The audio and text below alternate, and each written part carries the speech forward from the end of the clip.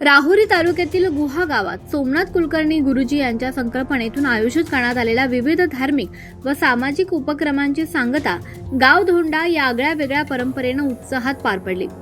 अधिकस्य अधिक फलम या संकल्पनेवर आधारित या उपक्रमामुळे संपूर्ण परिसरात भक्तिमय वातावरण निर्माण झालं होतं। चैत्र शुद्ध प्रतिपदेपासून सुरू झालेल्या या धार्मिक सेवा कार्यात हजारो भाविक सहभागी झाले। दररोज षोडशोपचार पूजा, श्री विष्णू सहस्त्रनामाचा वैयक्तिक आणि सामूहिक सुमारे 1.25 लाख पाठ तसंच तुलसीपत्र अर्चन करण्यात आलं।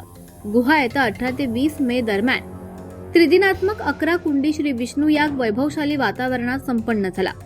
अनेक दाम्पत्यांनी या यज्ञात उत्साहाने सहभाग घेतला। अधिक मासानिमित्त 108 जोडप्यांना अन्नदान आणि वायनदान देत सन्मानित करण्यात आलं। यासोबतच दररोज ब्राह्मण भोजन आणि साधकांसाठी अन्नदानाची व्यवस्थाही करण्यात आली होती। या सर्व धार्मिक उपक्रमांची सांगता 25 मे रोजी गुहा गावच्या पारंपरिक गावधोंडा उत्सवानं झाली।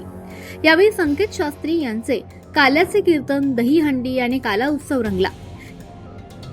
श्री सत्यनारायण महापूजा, प्रसाद वितरण आणि गीर गाईच्या शुद्ध गावरान तुपातील महाप्रसादाच्या भव्य जेवणावळींनी भाविक तृप्त झाले।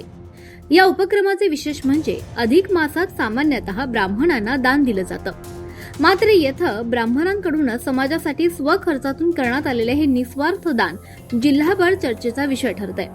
सोमनाथ कुलकर्णी गुरुजी यांनी सर्व कार्यक्रम पूर्णतः निशुल्क राबवून सामाजिक बांधिलकीचं वेगळंच उदाहरण समाजासमोर ठेवलं। आवाज जनतेचा, लढा सर्वसामान्य जनतेच्या न्याय व हक्कांसाठी।